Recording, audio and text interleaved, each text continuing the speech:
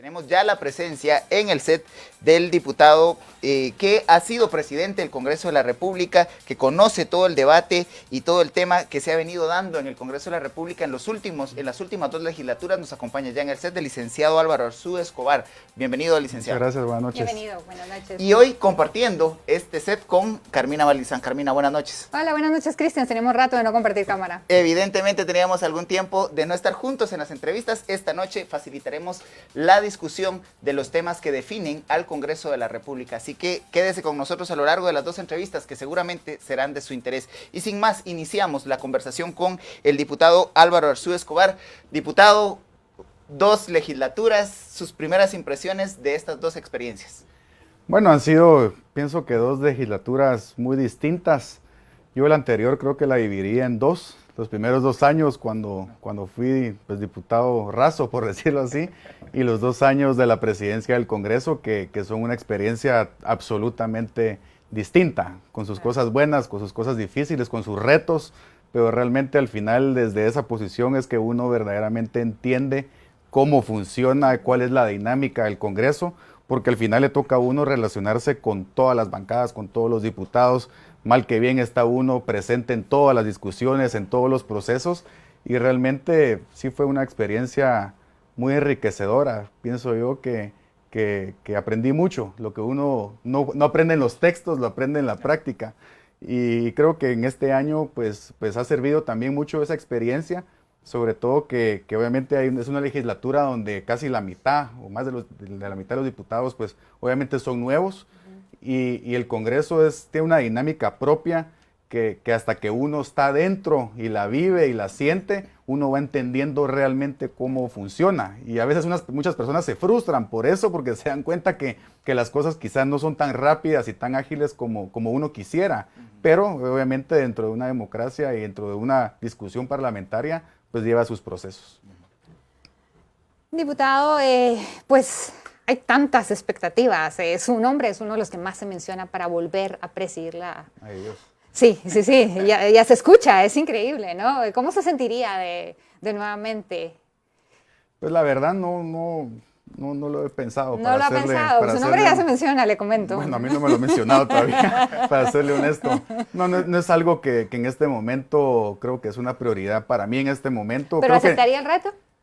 Es que no quisiera yo opinarle, digamos, si sí o si no. Yo creo que, y lo dije varias veces, ser presidente del Congreso es el honor más grande que un diputado puede tener, es la aspiración más alta que un diputado puede tener dentro del Congreso. Entonces, obviamente, siempre, en cualquier circunstancia, presidir el Congreso es un grande honor que si se lo otorgan, si lo votan, si lo apoyan, pues obviamente es algo que lo llena a uno de mucho orgullo. Pero obviamente es también un puesto con muchos retos, en épocas muy difíciles también. Pero al final creo que el Congreso en este momento todavía no está hablando de eso. Creo que tenemos otros temas pendientes ahí que vienen antes de la elección de Junta Directiva. Diputado Arzú Escobar, precisamente usted ha referido ya a un tema particular de esta 9ª legislatura, y es que a 2 meses de haber asumido la 9ª legislatura toca enfrentar una pandemia, sí, algo para la cual ningún Estado en el mundo estaba preparado. Sus impresiones y su lectura de cómo ha funcionado el Congreso en medio de esta dinámica, ya 8 meses con la pandemia y legislando en medio de esta dinámica. Pues es sumamente difícil porque obviamente el Congreso, pues obviamente existe una aglomeración en el pleno del Congreso, y la dinámica propia que hay en este Parlamento guatemalteco es de hablar, digamos, de ir a hablar con esta bancada, después hablar con la otra y negociar que una enmienda o firmar esto o explicar esto. Es decir, no es que todos estén sentados en su curul viendo de lejos todo. Realmente han tratado de hacer sistemas de que tal vez en línea se puedan hacer las plenarias, pero eso mata la dinámica de la forma que funciona nuestro Congreso. Cada Congreso funciona distinto, pero el nuestro es muy activo en ese sentido de hablar mucho, de mucho contacto. Entonces realmente sí se ha vuelto un poco más difícil que la agenda legislativa avance, porque obviamente pues todos nos estamos cuidando y no es gracia estar 10 horas, 12 horas metidos en un pleno, en un recinto cerrado con 200 gentes, hablando todos al mismo tiempo. Es decir, hay que tener mucho cuidado, y creo que eso ha provocado que también la agenda avance un poco más lento. Con relación precisamente a la pandemia, al nuevo Congreso y demás, de las impresiones que hay, y que todos lo hemos podido ver, es que hay un bloqueo en el Congreso. se están bloqueando mutuamente, no pasa nada, las bancadas y el país si algo tiene es una necesidad urgente legislativa de ciertas cosas que se tienen que mover para poder salir de esta crisis. ¿Cuál es su impresión? Pues mira, yo pienso que hasta cierto punto es una lástima que estas situaciones se den en el primer año, porque por lo general estas cosas se dan en el último año, digamos, ya cuando hay proceso electoral, ya pues obviamente cada quien comienza a marcar sus posiciones. Pero yo pienso que es una lástima porque, como usted bien dice, hay tantos temas en este momento que son tan urgentes para el país. Y no solo son las cortes, digamos, si el lío es, bueno, cortes o reactivación económica, y hay tantos temas de reactivación económica que podemos conocer ahorita. Esta pandemia ha prácticamente destruido buena parte de nuestra economía. Nos va a tomar algunos años en algunos sectores salir adelante. El sector turístico, por ejemplo, el turismo no va a salir de aquí a 3 años, posiblemente adelante, que se comiencen a normalizar. El transporte público, ¿qué vamos a hacer con eso? Porque realmente no se puede hablar de una reapertura total de la economía si no tenemos transporte público. Es muy difícil. Entonces, yo pienso que hay muchos temas urgentes que a la gente verdaderamente le interesan. Mucha gente que perdió su empleo, mucha gente que perdió su sueldo, mucha gente que está endeudada hasta el cuello con las tarjetas de crédito porque no tiene un ingreso. Ahí tenemos agendada para mañana la primera lectura de la ley de tarjetas de crédito, por ejemplo, que va a ser un aliviante muy importante para la gente cuando la logremos aprobar. Pero lo que a mí me duele de lo que usted dice es que efectivamente se enfrasca la discusión en el orden del día, que si esto va primero, que si esto va segundo, y en esos dimes y diretes, en esas discusiones sin sentido, en mi opinión, estamos dejando que pase el tiempo para resolver lo que verdaderamente es importante para la gente, no para los políticos, sino que para la gente, que es el tema económico en este momento. Ahora, diputado, usted refiere a un tema importante, y es cómo se ha venido entrampando el debate político y legislativo a partir de posiciones en torno a decisiones del Ejecutivo respecto a la pandemia. Vimos en la última ampliación del estado de calamidad, el sexta, que su bancada manifestó una oposición y votar en contra de la ampliación de ese estado de calamidad. ¿Cuál es la lectura que tiene la bancada que usted preside y la propia suya respecto a las decisiones que ha tomado el Ejecutivo para atender esta pandemia? Mira, yo creo que tenemos que comenzar por entender que ningún país en el mundo estaba preparado para esto. Ninguno. Y Guatemala obviamente no es la excepción. Y recordemos también que el presidente asume el gobierno el 14 de enero y en marzo ya estamos en pandemia. Es decir, creo que esos elementos hay que tomarlos en cuenta. Eso no es excusa para los posibles errores que se han cometido, que son natural que se cometan errores. Pues aquí no comete errores. Pero yo creo que tenemos que verlo también bajo ese punto de vista. Yo creo que el gobierno también hizo cosas buenas. Creo que el Congreso hizo cosas muy buenas. Aprobó una cantidad de préstamos y de fondos y de programas sociales para la gente que han sido prácticamente un salvavidas para millones de personas. Porque ya entiendo que ya han ejecutado creo que el 60% del bono familia. Entonces realmente sí se ha ido ejecutando el dinero, tal vez no con la velocidad que uno quisiera, pero ahí está. Es decir, el Congreso ha respondido, el gobierno hizo su mejor esfuerzo por responder en una situación sumamente complicada, pero lo que nosotros pensamos en esta última votación fue, ya es momento de pasar la página, porque el estado de calamidad no puede ser para siempre, pues tiene que haber un momento donde digamos, ya no, tenemos que convivir con esto. Algunos hablan que va a haber vacuna en noviembre, otros en diciembre, otros que va a haber en el 2021, otros que al 2022. Entonces realmente creo que tenemos que aprender a convivir con esa enfermedad, ser responsables como ciudadanos. Creo que uno sale a las calles y realmente todos están usando su mascarilla, es decir, hay mucho respeto en el distanciamiento, todo el mundo se lava las manos, donde uno entra hay gel. Es decir, creo que la gente ya entendió que es una responsabilidad individual también el protegerse a uno para poder proteger a los demás. Entonces pensamos que realmente ya la mayor parte de la economía estaba abierta, ya no le veíamos mayor sentido al estado de calamidad. El presidente de la República, en la entrevista más reciente que le hicimos acá en Canal Antigua, una de las cosas dijo es que, bueno, prácticamente esta era la última prórroga, porque él esperaba que ya precisamente para la reapertura completa. ¿Usted cree que el gobierno, el Ejecutivo mantenga esta posición para octubre? Bueno, que ya no sé? No lo sé, yo, si lo dijo aquí, pues asumiría que si no hay algún cambio radical, digamos, en el nivel de contagio, mantuviera esa postura de no enviar otro estado de calamidad, En todo caso, si lo vuelven a enviar, pues nuestra posición sería la misma de no apoyarlo.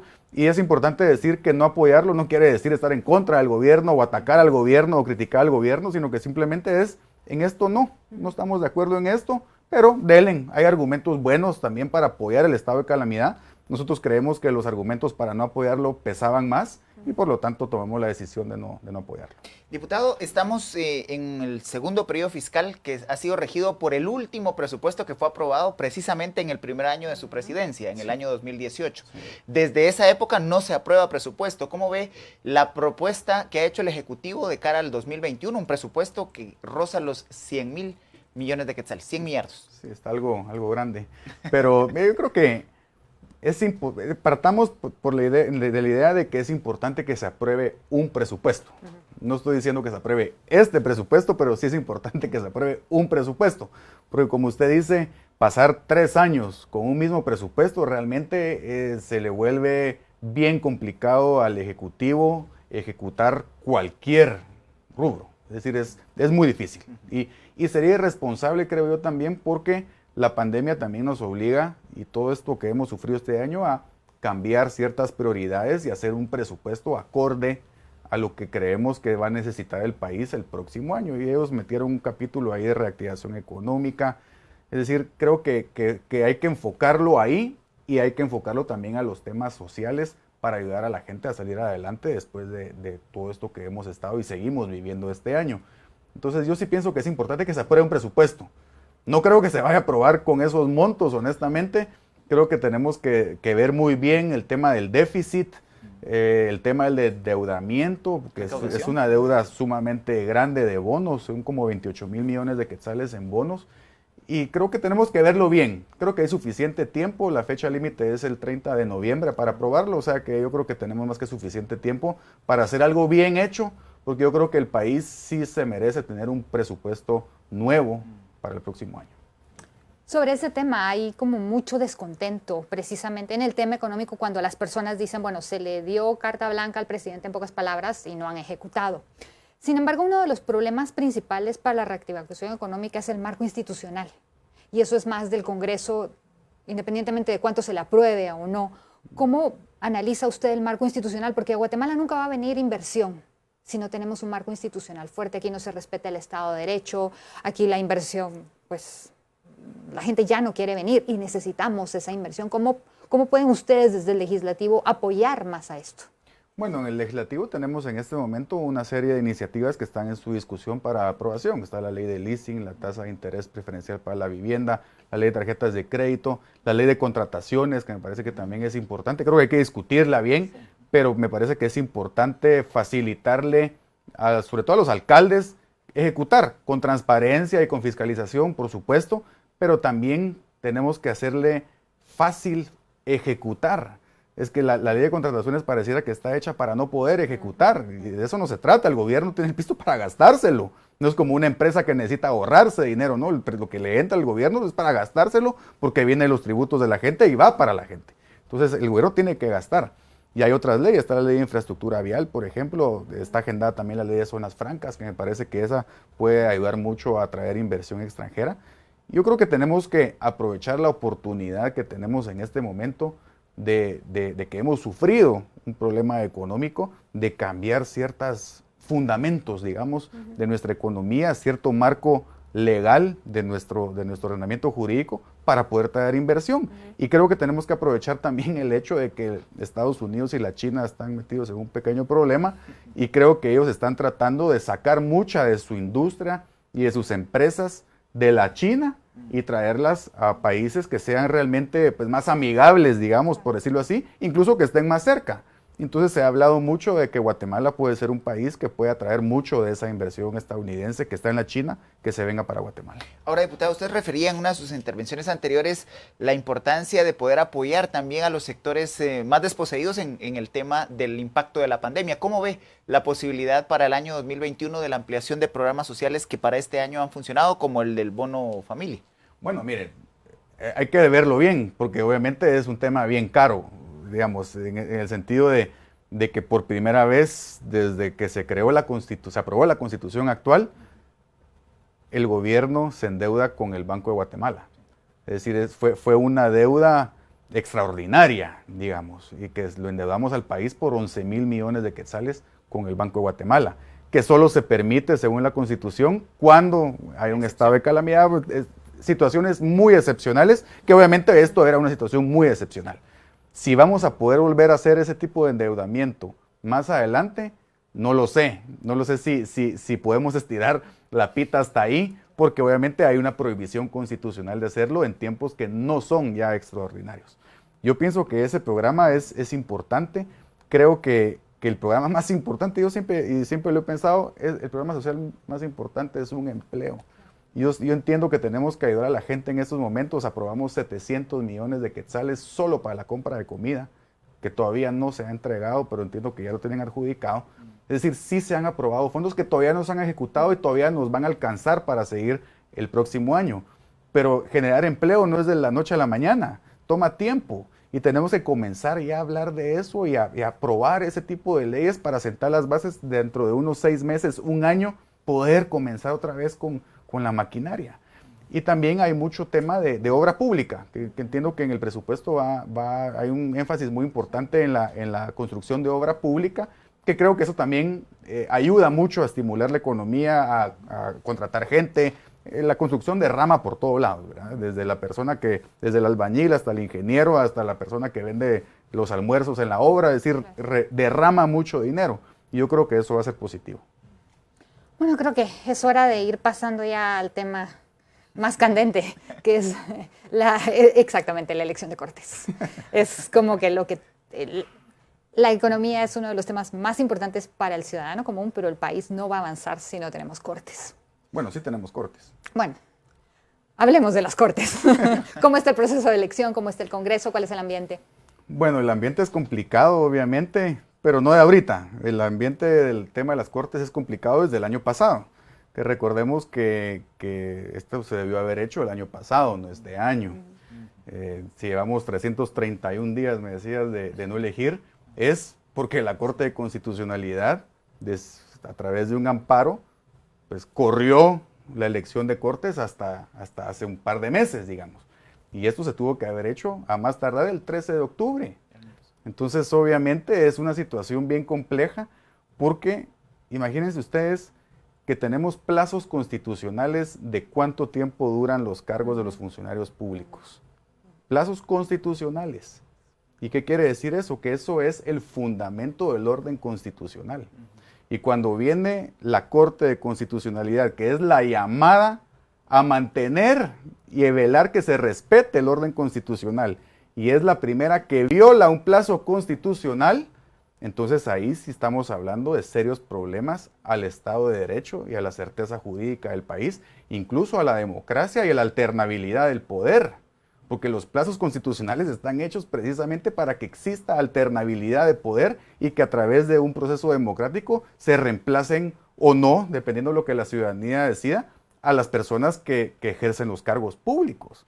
Pero cuando es la misma Corte la que tiene que protegerlo, lo viola, entonces obviamente entramos todos en un limbo jurídico en donde nadie sabe para dónde agarrar, porque efectivamente si tomamos una decisión en este sentido, nos ganamos un antejuicio. Y si la tomamos en este otro sentido, también nos ganamos un antejuicio. Entonces estamos metidos en un callejón casi sin salida, producto de una resolución irresponsable de la Corte de Constitucionalidad. Entonces cuando se habla de que hay 331 días que no hemos elegido Cortes, sí, pues no es por culpa del Congreso, es por culpa de la Corte de Constitucionalidad. Y todos los que hoy, puchicas, se rasgan las vestiduras, que no hay Cortes, yo no los oí decir absolutamente nada el año pasado cuando aplazaron el plazo, cuando violaron el plazo. No, ahí no decían nada, ahí decían qué bueno que esta legislatura no elija y que elija la siguiente. Ahí sí no les importaba el Estado de Derecho, la certeza jurídica, las inversiones extranjeras. Ahí sí no les importaba. ¿Por qué? Porque querían que eligiera la siguiente legislatura. Ahora, diputado, precisamente en ese tema, esto se ha vuelto la constante. En el año 2014 lo mismo sucedió a partir de una decisión de otra corte que suspende la toma de posesión. Claro. Y curiosamente, el 13 de octubre del año 2014 no se permite la toma de posesión de jueces, pero sí se exige el cambio de Contralor General de Cuentas. Esto se ha vuelto como una tendencia muy en el discrecional. país. Mucha discrecionalidad, pero sería importante recordarle a la audiencia qué fue lo que sucedió el año pasado, porque la 8ª legislatura fue electa para elegir cortes, es decir, en el momento en el que se vota por la 8ª legislatura, el mandato de la ciudadanía para los diputados de la anterior legislatura era elegir a las cortes. ¿Podría recordarnos el contexto, siendo que usted estaba como presidente del Congreso de la República? Miren, nosotros, este proceso ha pasado por 4 amparos. El primero, nosotros desde el Congreso convocamos al proceso de comisiones de postulación, si no estoy mal, en febrero del año pasado. Sí. Y lo hicimos con mucho tiempo de anticipación, precisamente previendo que grupos interesados iban a interponer amparos para entorpecer el proceso. Y todo para proteger el plazo constitucional de 13 de octubre. Entonces, convocamos antes.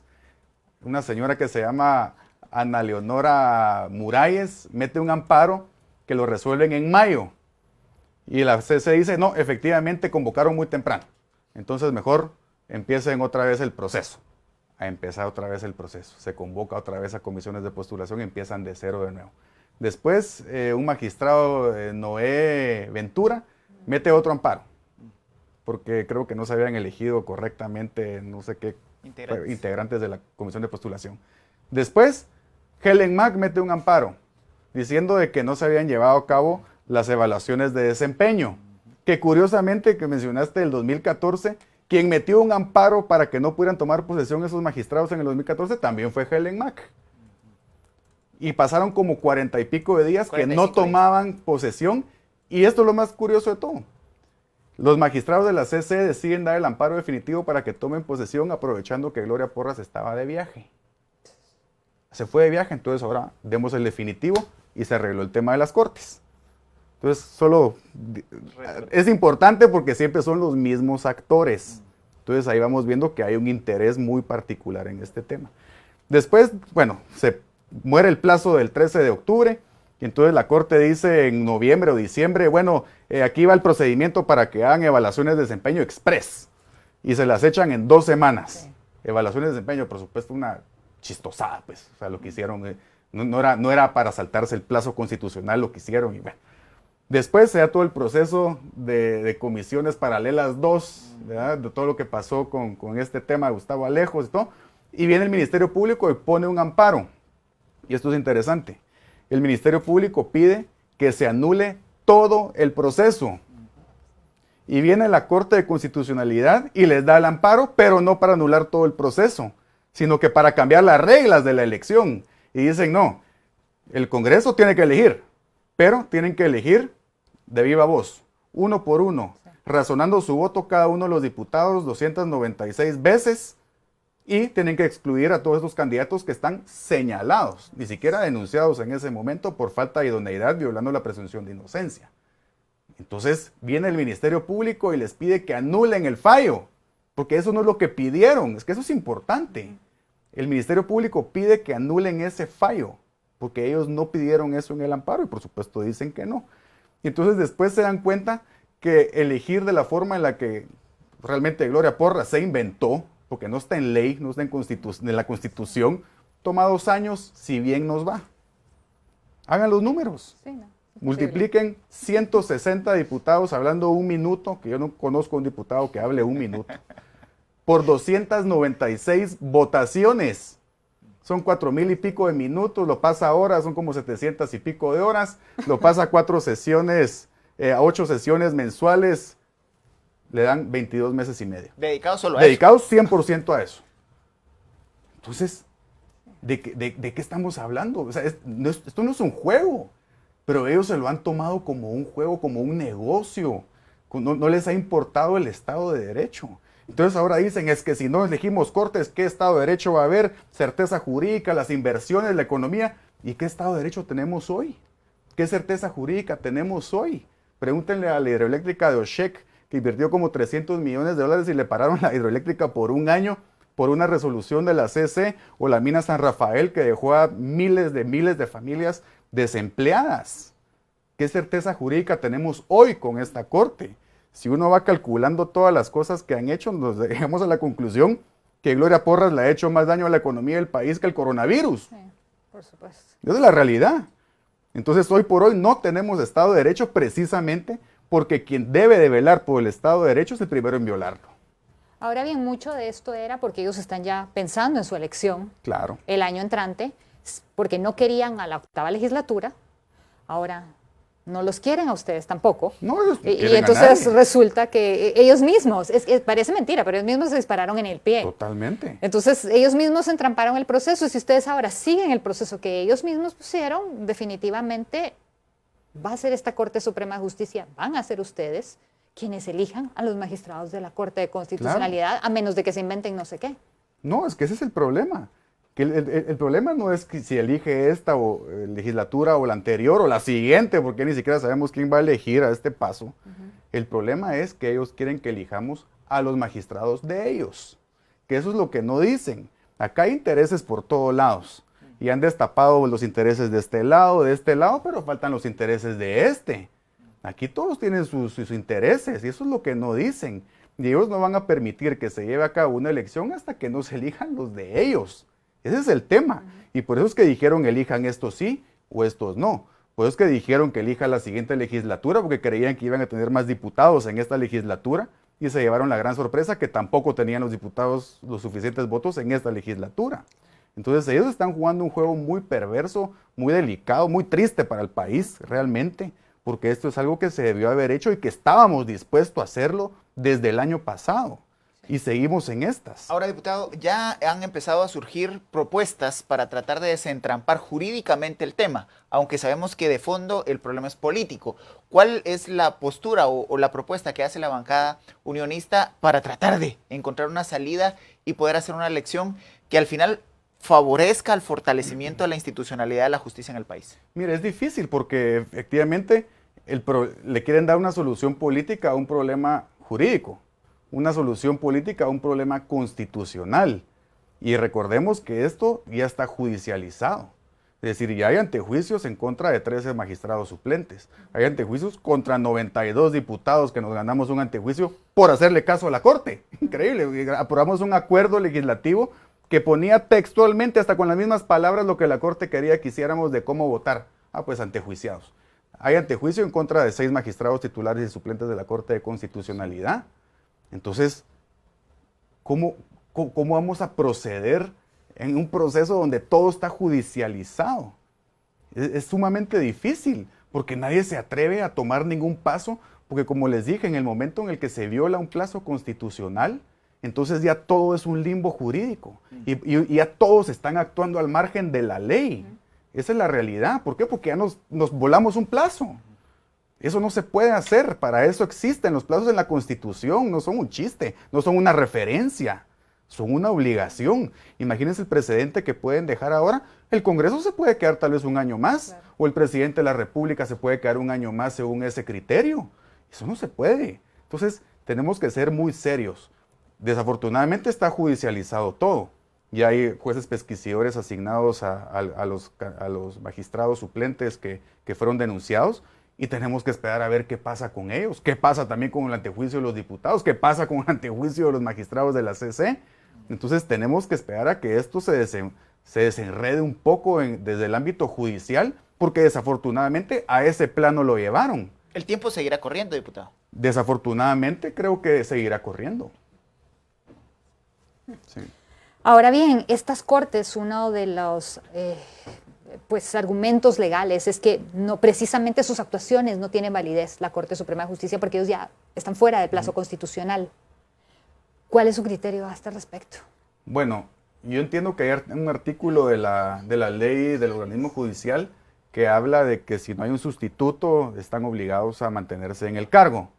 Entiendo que también ellos, previo al 13 de octubre, pidieron una opinión consultiva a la Corte de Constitucionalidad que les corroboró de que podían continuar en el cargo ejerciendo todas sus funciones y todas sus facultades. Entonces, en ese sentido, pues de que dicen, es que no hay cortes. No, cortes sí hay.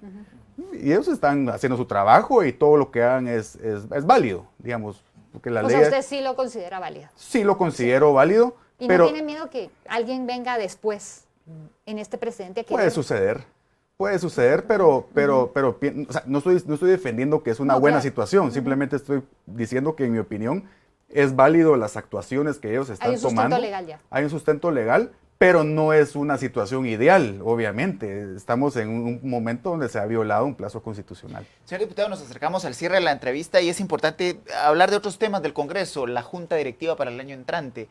Este año ha sido curioso en cuanto al impacto de la COVID-19 en el presidente del Congreso de la República, que es del partido oficial. ¿Cómo ve usted la integración para el año entrante de una Junta Directiva que logre desentrampar no solo este tema, sino otros vinculados a la reactivación económica, a la inversión social, a la inversión en infraestructura? Pues miren, como le dije, no he estado yo todavía, si es que han habido pláticas de junta directiva, honestamente no he estado yo pendiente de eso, hemos estado más pendiente de todos estos procesos de los que hemos estado hablando. Ahorita se viene el presupuesto, la discusión del presupuesto, yo creo que eso es lo que más quita tiempo o atención, digamos, de los diputados en este momento.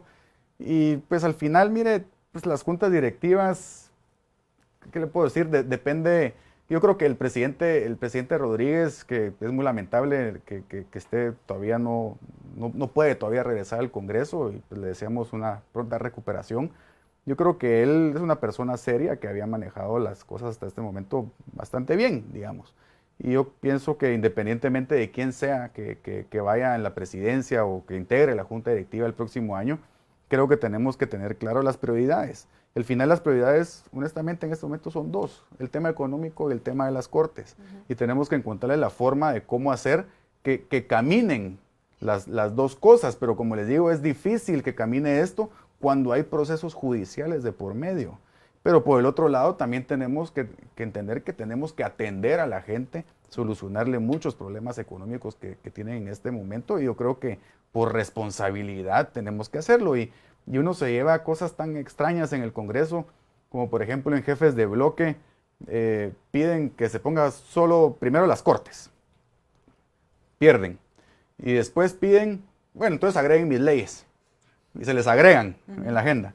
Después llegan al pleno al día siguiente y no votan la agenda, porque quieren que vayan a las cortes primero, pero sí metieron sus leyes en la agenda. Entonces uno dice, no es un juego, pues. Es decir, creo que los guatemaltecos se merecen que nosotros no juguemos de esa manera. Y hay cosas muy importantes pendientes que tenemos que hacer que afectan las vidas de las personas.